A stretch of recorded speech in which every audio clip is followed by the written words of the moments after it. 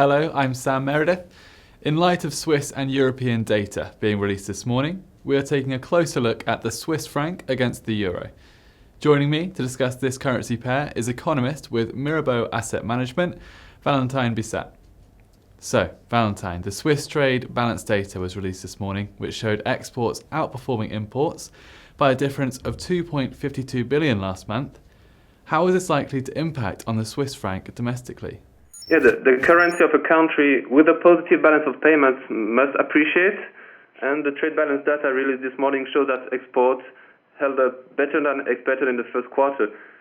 But for the next quarter, we expect the surplus to fall, and in particular jewelry, which will have the effect based only on the trade balance to slightly weaken the Swiss franc.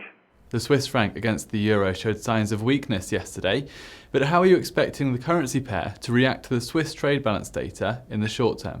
Actually, yesterday the Swiss franc weakened after the SNB decision to expand the number of accounts subject to negative interest rates.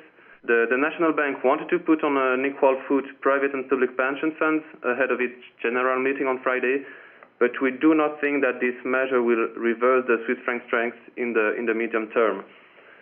Back to the trade balance market, reaction will be very modest, as the main driver in the short term is the resumption of safe havens inflows with Grexit fears.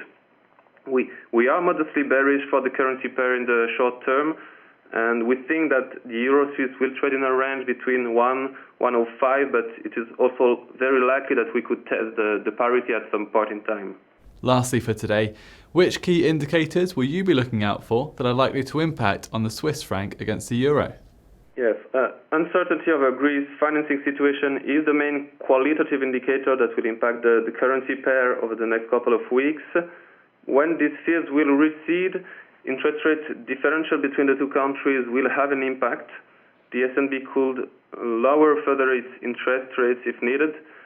And also we think that indicators like the IFO index for Germany, real data like private loans to assess Eurozone recovery are important. If growth improves further in Europe, we could likely see a euro-Swiss back to 110 by the end of the year. Thank you, Valetin. Check back with Dukascopy for more updates throughout the week. Goodbye for now.